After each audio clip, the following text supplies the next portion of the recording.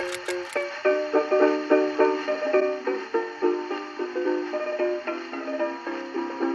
ora he uri tēnei o Te Atiawa me Taranaki, ko Alice Tupuna Samavu. I teach at the Faculty of Māori and Indigenous Studies at the University of Waikato, and one of the great joys of the last 3 years of my life has been a Marsden funded project called Writing the New World, Indigenous Texts 1900 to 1975.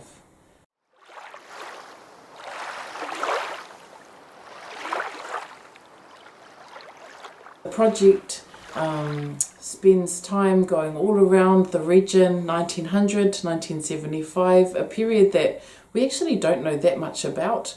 We spend a lot of time talking about kind of first adventures and connections with Europeans coming into the region, and we talk about more recent things, but particularly in the area of writing and literary studies, which is my own background. It's kind of like what really happened between the end of the kind of contact colonial period and Albert Wendt, like what happened in that time in between. Writing the New World has brought together 16 different Indigenous researchers from all around the region with really different backgrounds and different perspectives and different skills. And the podcast is intended to feature their views, their ideas, their experiences, so that you also can have an opportunity to connect with this writing, but also with the region that it comes from. The whole concept of the podcast is so much that happens at universities, really are things that people beyond the university might be interested in hearing about. We're interested in celebrating the writing from this time period, but also celebrating the work of the amazing researchers that have worked on the project. And so we are hopeful that members of their communities and the members of the communities that produce this writing in the first place would find these podcasts to be interesting, and maybe would have them ask some questions and feel interested in knowing a bit more about the writing of their own communities. In order to contribute to the New Zealand Pacific and Māori Language Weeks, in 2020 a special issue of the podcast is being launched with each of those language weeks, featuring people from those language communities speaking about their research in that language. Talavalava, kia ora. My name is Wanda Yeremia Allen, your podcast host. Today's podcast features Waikato Student Union President, Nukutawhiti editor, and Writing the New World researcher, Kyla Campbell-Kamariera. She talks to us about her research into Māori writing in New Zealand University student newspapers from 1900 to 1975. Kyla talks frankly about the politics of publishing and how her research findings strengthened her resolve in starting the Nukutawhiti paper, which is written in celebration of Te Reo Māori. Kia ora Kyla, thank you very much and enjoy. Kia ora rai te iwi, I te taha o tōku māma, no te rarawa me te aupōri, I te taha o tōku pāpā no te rarawa me te aupōri hoki, nō reira ko tai tokerau katoa tia tēnei, ko Kyla Campbell-Kamariera tōku ingoa. So I'm here in my 5th year at the University of Waikato, first year Masters of Arts in Māori and Indigenous Studies. So I'm currently undertaking my 3rd talk paper before I move into my 90-point thesis next year. So I'm really excited for that. And how I became involved with Writing the New World is I saw the tono, the application, up on the university scholarship website, and I thought that might be a really cool opportunity to become involved in a little bit of research before I embark on my own research journey. And so the supervisor was Alice Tupuna Samavu. I have been a student of Alice's in the past, so I was already familiar with Alice and her expertise, and she's really passionate about literature and Māori, Pacific and Indigenous studies, so I thought she was the perfect person to be supervised by. And so I applied for the scholarship, and the kaupapa for that was New Zealand University Student magazines, and the periodical was 1900 to 1975, so I had to find the Māori literature in those in that time periodical. And before I knew it, we were involved in a whole group of researchers, which is the Writing the New World research team. And so I wasn't alone in my research journey, which was really cool. We called up every now and again. I had individual tasks that I needed to complete because mine was my kaupapa. My scholarship was through the university, so there was those sort of regulations. But it was also just really a welcoming environment to be able to start my research journey. And that's an opportunity that not everyone has before they embark on their own research journey. So I'm really grateful for that because it taught me a lot about research and it taught me a lot about things that you don't necessarily think about when you undertake research. Yeah. So that was a little bit of the journey as a researcher over the summer. Yeah. Tell us a little bit more about your history in terms of student newspapers. Was this familiar territory to you? Yeah, so on top of being supervised by Alice, it was a great opportunity before I start my research. But the kaupapa really aligned with what I do. And so I don't consider myself a writer, but however I've written thousands of words throughout my time here at university, and so I thought, you know what, I am a writer. And so I also write for the university student magazine Nexus, and I thought that given my experience with writing, I was really interested to see who was writing before me and who was writing about the kaupapa that I'm writing about in this day and age, but also what Māori university students were thinking and were writing about, and how receptive people were in those times between the 1900 and 1975 period. So that's my personal connection to the kaupapa, and I've continued writing for the university magazine because of what I found in my research journey. Tell us what you found. Almost nothing, unfortunately, but I think that's what I mean about the experience and what we think we know about research. So part of my research journey was I had the realisation very early on in my research career that research is also about not finding the results that you wanted.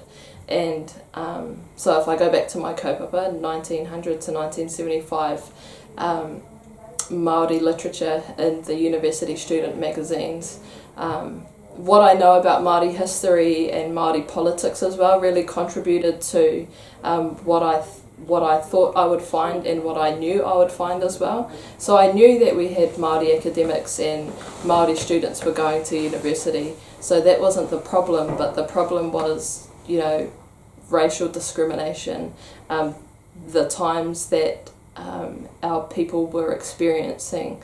So I was really intrigued, thinking about in 2020, if we are facing disparity or discrimination or any other sort of raru, we will write about it. And I thought, were they writing about it back in the 1970s? And unfortunately, they weren't in the university student magazines anyway. I didn't go beyond university student magazines because that was my task. And so I expect that they were writing, but that's what I mean about how others were receptive of those writings, because I can guarantee, because I researched that the editors were non-Māori. Much to my excitement, I did find a little bit more content towards the end of the periodical. into the 70s. Salient magazine from Victoria University of Wellington, they were creating kaupapa Māori content around the time of Te Wiki o Te Reo Māori, and so the history I know about Te Wiki o Te Reo Māori, the petition was delivered to Parliament around that time period as well. It was clear to see that it's not just a point in time. Thinking 40 or so years later, it wasn't just a point in time that it happened. There are things that contributed to that kaupapa in society, within universities as well. And so, was there much evidence of writing in Te Reo? There was evidence of writing in Te Reo.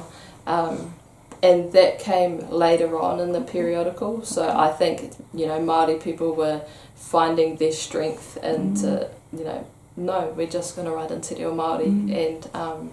And that's, I draw on that strength as well.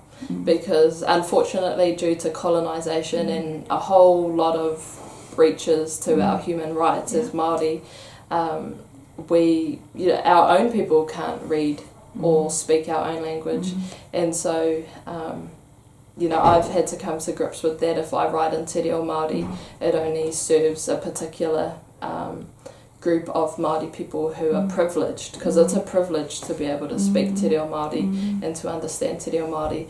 Or do I write in English because that aligns with the academic integrity of westernisation, or do I write in both? And so what I've gotten from that experience is that I write bilingually, and that's transferred into my own studies as well. I've challenged the university systems, and by writing bilingually, because there's so many rules. It's, you have to, if you're going to write in Te Reo Māori, you have to italicise the Reo Māori word, put it in brackets, have a glossary. And I thought, so many Māori, Pacific and Indigenous people are in academia. We should be able to have autonomy over the language that we write in. And so I've drawn that strength from the 1970s, when those writers would just write in Te Reo Māori. And I know that it would have been challenging in those times as well, because I find it challenging in 2020. But the raru and the society in the 1970s, we can see remnants of that in 2020, but just law and legislation just oppressed our people even more in those times, and that's why I say I've gotten strength from what they have done in the 1970s, because I know that was so strong and brave of them to do. Even just to write in Te Reo Māori in a university student magazine. Why do you think it was Wellington that led the charge in terms of publishing articles in Te Reo? I think the Māori faculty and the Māori staff there at the time were really strong. And if you think about, in comparison, the faculty of Māori and Indigenous Studies and the people within this faculty in this present time, and the strength and the power and the determination of these people, those people existed in the 1970s at Victoria University of Wellington. And so if you think about the strength that you have drawn as a student from our staff members, you can understand the strength that students at that time drew from their own staff members at that time as well. And so that's why I believe that Salient magazine led that change at that time. And now we're leading the change with our own new magazine, Nukutawhiti. Awesome. And it just seems like there's been such a big leap of what you had found to a recent the recent publication of Nexus, which is completely in Te Reo. Do you want to talk about that? Yeah. So going through the history of university student magazines, different people there were different ideas that came out each year in regards to kaupapa Māori, in regards to Te Wiki o Te Reo Māori, the Māori language. And so during my time on the Waikato Students Union, I've had the privilege of being a part of an editorial team that we created a spin-off Nexus magazine, but it's its own independent magazine as well, called Nukutawhiti. And so every year the Nexus publication would have a kaupapa Māori theme to the Nexus magazine, but what we did this year was create a whole new magazine named Nukutawhiti. It was contributed to by all Māori writers, and different kaupapa. So there were longer bits of writing, there were shorter bits of writing. There were just it was just all encapsulated kaupapa Māori, and I hope to build on from that in the future. But that's another, my time doing the research project also gave me that strength to go out and acknowledge that there are already these publications that exist, what's missing in the market in the university student magazine sector, and it was something like that. It was something like Nukutawhiti. Absolutely, congratulations. Thank you. It's a pretty impressive feat and looks beautiful as well. I just want to pick up the point that you made was about access. The difference in the past was Māori didn't really have control of the student newspapers, and yet 40, almost 50 years later, we have this phenomenal student newspaper. Do you think that would be an ongoing feature of Nexus?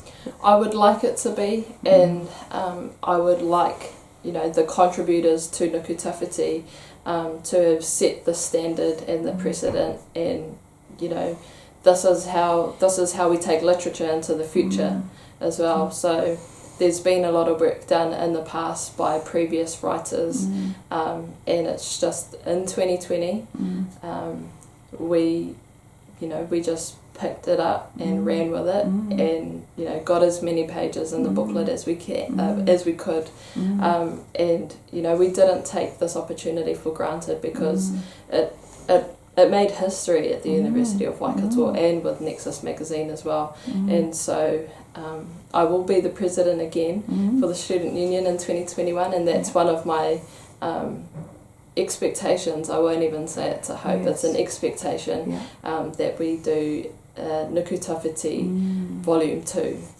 Absolutely, congratulations, it's pretty impressive.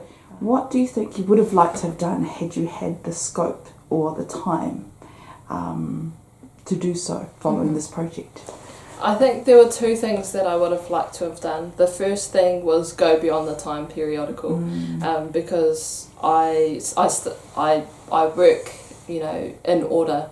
So I started off with 1900 and then 01, and I was just not finding anything, and so I had to go against all my OCD and everything, and I skipped way back to 1975, and that's where I got my content from, and then I worked backwards.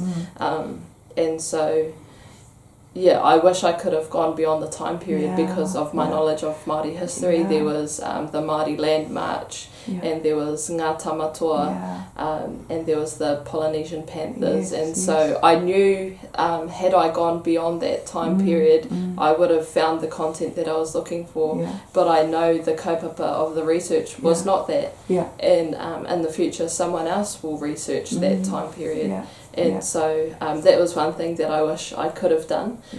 The other one is that I know Māori people were at university and they were writing. They just weren't writing in university student magazines. And so another thing that I wish I could have done is gone beyond university student magazines for that time period.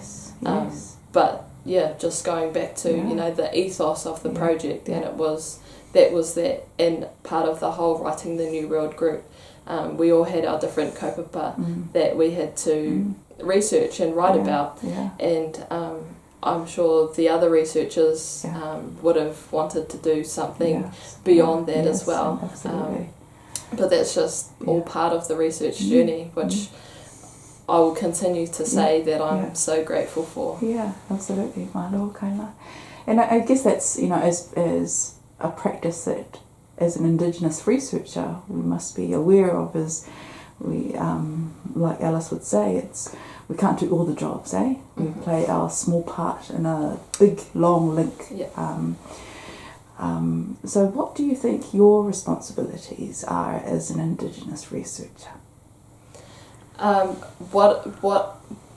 I know I want to complete a master's and go on to PhD one day and be in Māori academia is that I want to contribute to literature around Māori politics and Māori leadership, because that's where I sort of sit. That's my interest, and so I want to contribute to that kaupapa, but under the guise of whakaaro Māori, mātauranga Māori, just everything Māori, because there's a huge period in our history where other people were writing about us, and all of these books behind me, Māori Pacific Indigenous writers, I want to be a publisher of a book.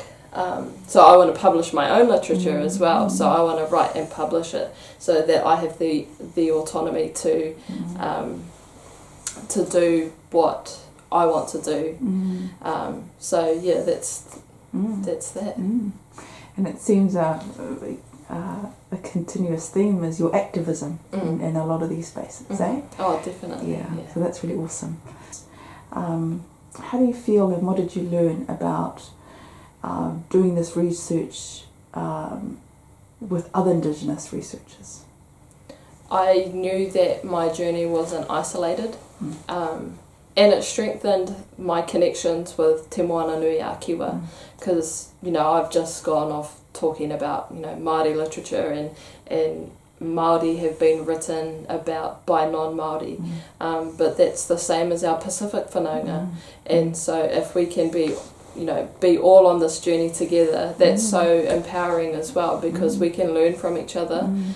We can learn the kōrero that we each hold within our cultures, but then going back to being Polynesians at the end of the day, that's our history.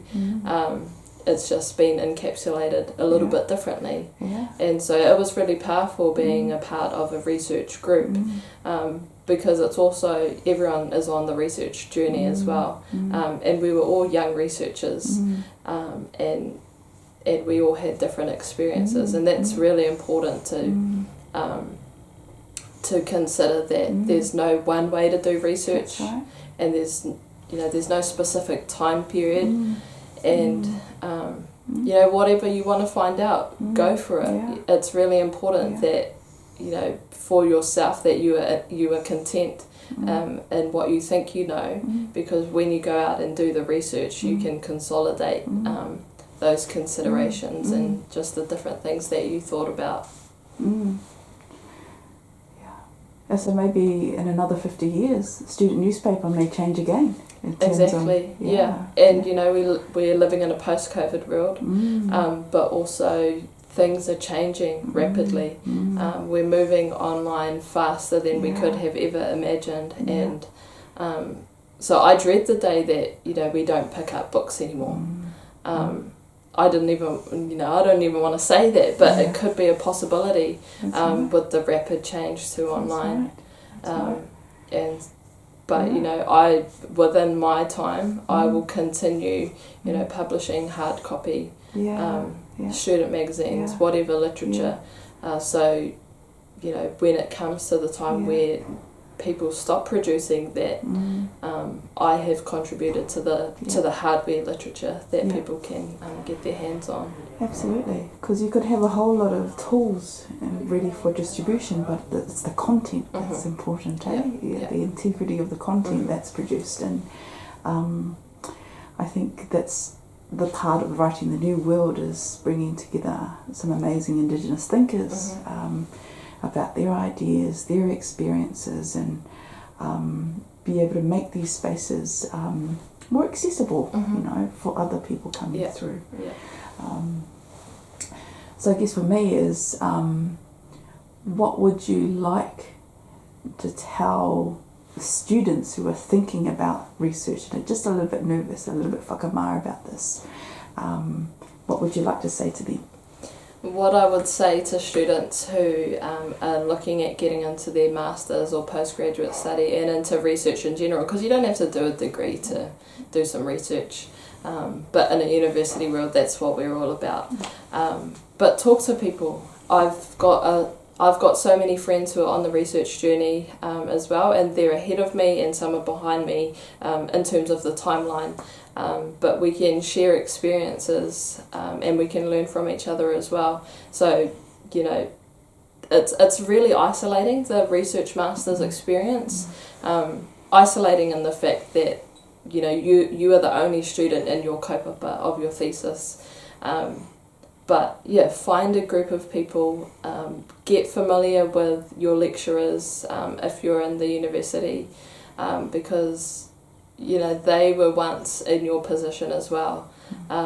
Although we admire them and we think they are rangatira, which they are, they can still, you know, reflect and resonate on the experiences that we are having because they too shared those same experiences.